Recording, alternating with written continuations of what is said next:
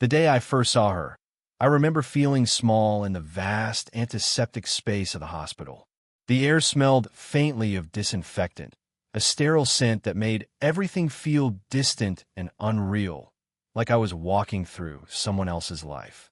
My palms were clammy, and I could feel the tension knotting my shoulders as I waited in the softly humming corridor. Every step echoed lightly against the polished floor, a reminder that I was alone in this strange, intimidating place, until she appeared. She moved with a quiet confidence, a calmness that seemed almost otherworldly in the flurry of hospital activity. I couldn't place her age at first. She had a maturity in her presence, a natural grace in the way she adjusted her uniform and approached me. There was something in the way she smiled, a soft curve of lips, not rushed or rehearsed, that made the anxious grip of my nerves ease, even if just slightly. "Hello," she said, her voice low and warm, cutting through the sterile hum like sunlight breaking through fog. It was gentle but firm, immediately putting me at ease. As she approached, her steps were measured, almost deliberate, and when she reached me, she extended her hand. I hesitated, surprised by the sudden intimacy of a touch from a stranger, yet there was nothing alarming in her gesture. Her hand was warm, surprisingly firm, and as our fingers met, a strange stillness passed between us. It wasn't just a professional touch. It lingered just a fraction longer than necessary, as though she had felt my tension and refused to let go too quickly. I became aware of the heat radiating from her palm, the subtle texture of her skin, the faint warmth that seemed to settle into mine. My chest thumped, not from fear, but from the unexpected comfort it brought. She guided me to a chair, her hand still lightly holding mine, the slightest pressure of reassurance that made the corridor feel less intimidating. I noticed the way she subtly adjusted my posture, her fingers brushing against my wrist and forearm with delicate care. My mind raced. This was absurd, I told myself. She's just doing her job. Yet every brush of her hand, every fleeting glance, seemed charged with a quiet attentiveness that made it impossible to think of her as just another nurse. As she spoke, I caught glimpses of her eyes, warm, intelligent, with a depth that hinted at stories I would never fully know. Her hair was pulled back neatly, but a few strands had escaped to frame her face softly, and the faintest whiff of her perfume lingered in the air. There was no overt flirtation, no teasing remark, yet every movement she made seemed intentional, as if she knew exactly how to calm my restless heart without saying too much. When she finally released my hand, it was gradual, almost reluctant, and I found myself acutely aware of the emptiness it left behind. For a moment, I sat frozen, staring at the spot where our hands had met, feeling a flutter in my chest that I couldn't quite name. Something unspoken had passed between us, a quiet acknowledgement, a spark that neither of us could, or would, articulate yet. And in that fleeting, lingering touch, the first thread of connection was woven, soft, delicate, and unshakably real. After that first encounter, the hospital no longer felt entirely sterile to me. Each day, as I returned for checkups or minor treatments, I began noticing her presence in small, comforting ways. She moved through the corridors with that same quiet confidence, her steps measured yet somehow graceful, as if the space around her bent slightly to accommodate her. And every time our eyes met, a subtle recognition passed between us, soft, fleeting, but unmistakable. I began to notice the little things. The way she adjusted the blanket across my shoulders, tucking it carefully around my neck so I would be warm. The way her fingers brushed against mine as she handed me a clipboard, lingered just a fraction longer than necessary, almost as if she were making sure I felt supported without needing to ask. It was never overt, never inappropriate, but the attentiveness lingered, a quiet thread weaving us together in a place usually defined by routine and detachment. Her smile became a beacon, not a bright, performative smile, but one that seemed to hold a private warmth, a small, unspoken acknowledgement of my presence. Sometimes, when she passed me in the corridor, she would nod slightly, her eyes lingering for a heartbeat longer than casual courtesy required. And each time, I felt an unexpected flutter, a curious mix of comfort and something more fragile, something I wasn't quite ready to name. There were moments of accidental intimacy, too. Once, she adjusted a stray lock of hair from my forehead, her fingers brushing lightly against my skin. I felt a shiver, not from cold, but from the awareness of her touch and the gentle steadiness she exuded. Her hand lingered for just a second longer than necessary, enough for me to notice the warmth, the subtle pressure, the care embedded in the movement. My pulse betrayed my composure, but I forced a calm smile, pretending it was nothing. I began to anticipate these small interactions, though I would never admit it aloud. Her presence was a quiet anchor in the sterile corridors, a human warmth that contrasted sharply with the hum of fluorescent lights and the distant beeping of machines. The scent of her perfume, soft, subtle, almost imperceptible, would linger in the air long after she had walked past, leaving a trace I could almost reach out and grasp. And in those quiet moments, I started noticing more than just her professional care. I noticed the calm confidence in her posture, the gentle attentiveness in her eyes, the faint laugh that echoed like music down the corridor when she spoke to other staff. She seemed composed, almost untouchable in her serenity, yet the warmth she extended toward me felt intensely personal. By the end of each visit, I found myself reflecting on her gestures, replaying the fleeting touches, the lingering smiles, the quiet attentions. Each interaction built a quiet familiarity between us, a subtle intimacy that did not need words. It was a slow, unspoken dance of gestures and glances, a mutual recognition of connection that neither of us fully acknowledged, but both of us felt deeply. The hospital, once intimidating and impersonal, had become a space where I felt seen, quietly understood, and inexplicably drawn to her. And though I tried to dismiss the fluttering in my chest, I knew some part of me was waiting impatiently for the next encounter. It was on a quiet afternoon, the kind when the hospital corridors felt unusually empty, that I realized just how much her presence had begun to affect me. I had come for a routine check, yet my mind was restless, clouded with worries I hadn't bothered to share with anyone. Family troubles, the pressure of life, and the subtle loneliness that often crept into my evenings had been piling up silently. But for some reason, in that sterile corridor, her presence made it feel easier to breathe, if only a little. She noticed immediately. The way her gaze lingered on me, soft and assessing but never intrusive, caught me off guard. "You look a little tense today," she said, her voice low, almost a whisper, yet carrying a warmth that seemed to wrap around me. It wasn't pity, it was understanding, the kind that sinks quietly into your chest and eases a weight you didn't realize you were carrying. When she guided me to the examination chair, her hand brushed lightly against mine, a fleeting touch that held more reassurance than words ever could. Her fingers lingered briefly on my wrist, a gentle pressure that felt deliberate, grounding me, steadying my racing thoughts. I noticed the warmth of her skin, the subtle way her hand seemed to mold itself to mine, and I couldn't help but let myself relax into it, even if only for a moment. As the routine check continued, she stayed near, her presence almost protective. There was a moment when my voice faltered as I mentioned something personal, a small worry I had been carrying. Without hesitation, she reached out, her hand brushing my arm again, softer this time, a silent reassurance. Her eyes met mine, steady and patient, and I felt an unexpected flutter, a quiet ache in my chest that had nothing to do with nerves or anxiety. It wasn't just her touch that unsettled me. It was the attention behind it.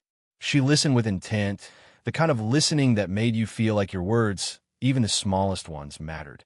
And when she spoke, her words were carefully chosen, gentle yet firm, guiding without ever directing.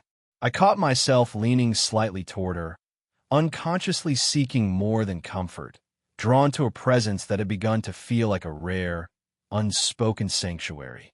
I realized then how deeply I was affected by her. It wasn't just admiration, It was something more fragile, more tender.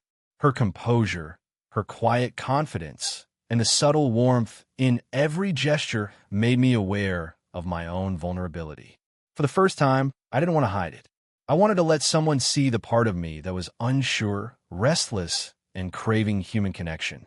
When she finally released my hand, the space where her touch had been seemed empty in a way that made my chest ache. I caught myself staring, almost in disbelief, at the lingering impression of warmth and care she had left behind. It was a delicate kind of longing, the type that whispers quietly, insisting you notice it without demanding anything in return. And in that shared, unspoken understanding, I felt the slow burn of something new. It wasn't desire as I had known it before. It was deeper, subtler, an emotional tether that had begun forming between us, fragile yet undeniably real. For the first time, I sensed that what I felt was not fleeting, and that the quiet moments of care she offered me would matter more than I could yet articulate why now. Her presence had become a quiet rhythm in my days. The hospital corridors, once intimidating and sterile, felt different whenever she was around. But with that comfort came a tension I hadn't anticipated, a conflict between desire and restraint, admiration and hesitation. I found myself noticing every detail, the curve of her smile, the slight warmth of her hand when she brushed mine, the way her eyes lingered just a little longer than social convention allowed. And yet, with each subtle interaction, I was painfully aware of boundaries, my own, hers, and the invisible lines that separated professionalism from something more. I began overthinking each encounter, replaying them in my mind. A touch that lingered too long, a glance that held meaning, a fleeting smile. It was enough to stir a quiet longing in me, but not enough to give it form. I was acutely aware of the age gap, of the fact that she was older, wiser, experienced in ways I could only begin to understand.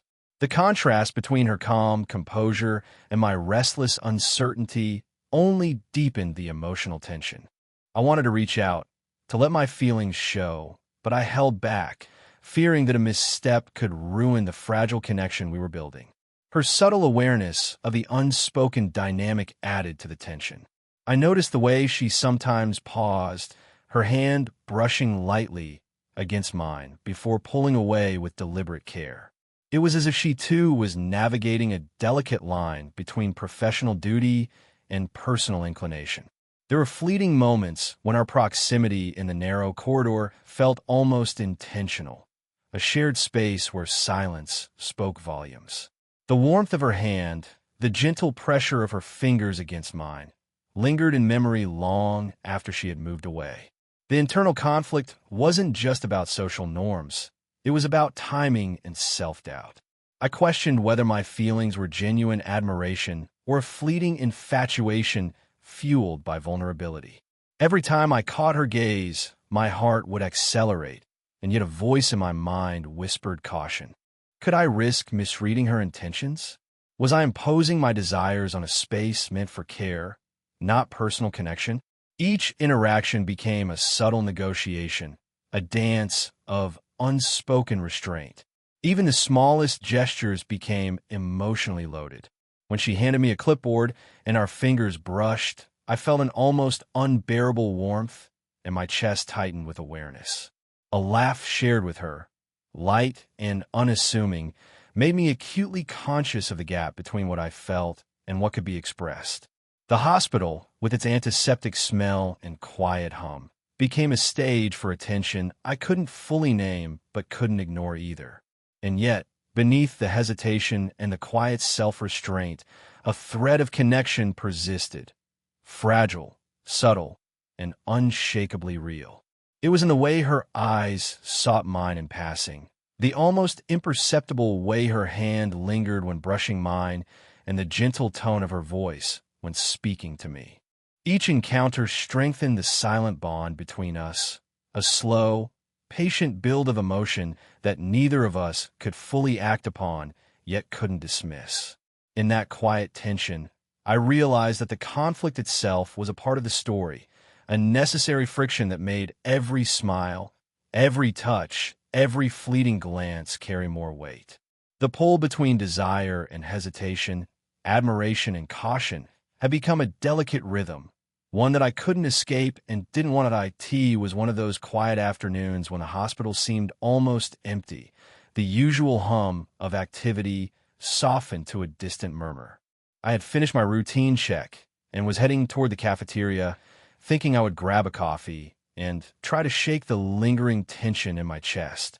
That's when I saw her, walking toward me with the same calm confidence, her presence immediately cutting through the fog of my restless thoughts. She smiled, faint and knowing, as if she sensed the swirl of emotions I was trying to keep hidden. "Mind if I join you?" she asked, her voice low but warm, carrying a subtle weight that made the empty corridor feel smaller, more intimate. I nodded, unable to find my usual composure, and we walked side by side, the distance between us close enough for me to notice the faint scent of her perfume mingling with the antiseptic air. It was subtle, comforting, and completely disarming. We found a quiet corner in the cafeteria, away from the few scattered staff and visitors. The sunlight streamed through the tall windows, catching the highlights in her hair and casting soft shadows across her face. There was a casualness in her movements that belied the intensity one felt. She leaned slightly forward, elbows resting on the table, hands folded loosely, inviting conversation without pushing it. For the first time, our talk drifted away from routine checkups and hospital small talk. We spoke of fears, of past regrets, and quiet hopes we rarely voiced aloud. Her tone was steady, almost soothing, but I could sense the subtle vulnerability beneath the composed exterior. Every word she spoke drew me closer, and I found myself leaning in, captivated not just by her beauty, but by the depth of her presence. And then, in a moment that felt both natural and electric, our hands met across the table. She didn't just touch mine, she held it, lightly but with intention. Her fingers rested over mine, warm and firm, yet gentle. I felt the rhythm of her pulse, the subtle give of her grip, and the quiet steadiness it conveyed. It wasn't romantic in an overt way, but the intimacy of that simple act carried a weight that words could never express. We didn't rush. Neither of us pulled away. There was a pause, filled only by the faint clink of cups and the soft hum of the cafeteria. I realized I was acutely aware of her touch, the warmth, the pressure, the quiet reassurance. My mind raced, trying to reconcile the growing desire in my chest with the reality of our age difference, our professional boundaries, and the slow pace I had come to cherish in our interactions. She looked up at me, her eyes meeting mine with a subtle intensity, and I felt a connection that transcended words. In that brief, unplanned intimacy, something shifted. The slow-burn tension that had been building over days became tangible, a quiet acknowledgement of unspoken desire and mutual understanding. It wasn't about rushing forward. It was about feeling seen, understood, and, in some small way, accepted. When she finally released my hand, it was gradual, as though reluctant to let go, leaving a lingering warmth that stayed long after our fingers parted. That moment, ordinary yet extraordinary, marked a turning point, a recognition that the connection between us was more than fleeting attention or professional care. It was real, delicate, and waiting to unfold. IT happened on a day that began like any other, yet carried a quiet sense of unease that I couldn't shake. I had gone for routine follow-up, but somewhere between the elevator ride and the waiting room, a sudden wave of dizziness hit me. My vision blurred, and I stumbled slightly, trying to steady myself against the wall. The world felt disorienting.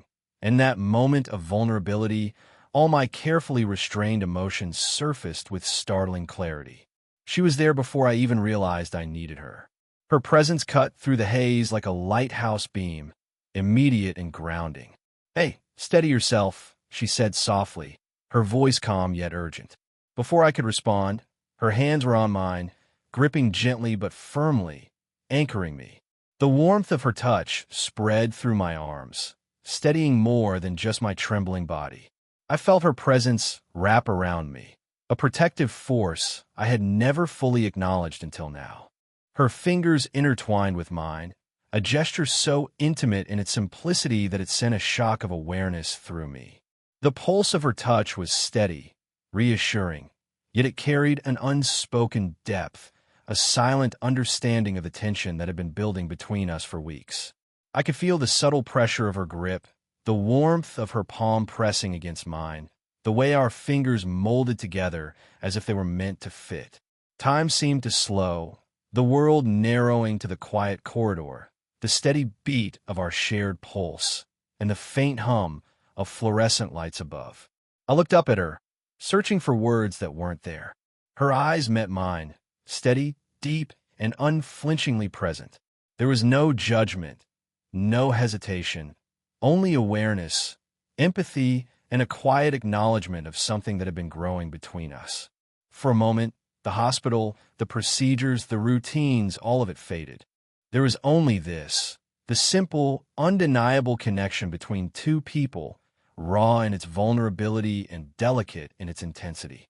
Her hand remained on mine, firm yet gentle, and I realized that in that brief, charged moment, the slow-burn tension we had nurtured over days had reached its emotional peak. The longing, the hesitations, the subtle touches and glances, they all converged here, in this small act of intimacy. It wasn't about desire in the overt sense. It was about presence, about being seen, about a recognition that transcended words and boundaries. Even as I steadied myself, her grip lingered, as if reluctant to let go, and I felt the ache of awareness, that something profound had passed between us. My chest tightened, not with fear, but with the quiet acknowledgement of what I'd been feeling all along. A deep, unspoken bond, fragile yet undeniable. When she finally released my hand, it was with the softness of understanding and the weight of restraint. The warmth remained, echoing in my mind long after our fingers parted. That moment, simple, brief, and entirely human, was the emotional climax I hadn't known I was waiting for. It was the peak of our connection, charged with quiet longing and restrained desire, leaving me both exhilarated and tenderly aware of what was possible, yet unspoken. The day of my discharge arrived with a strange mixture of relief and melancholy. Relief that the procedures were over, that my body and mind could finally begin to recover. Melancholy because it meant I would see her less often, at least in the familiar, quiet rhythms that had grown so important to me. The hospital corridors no longer felt sterile.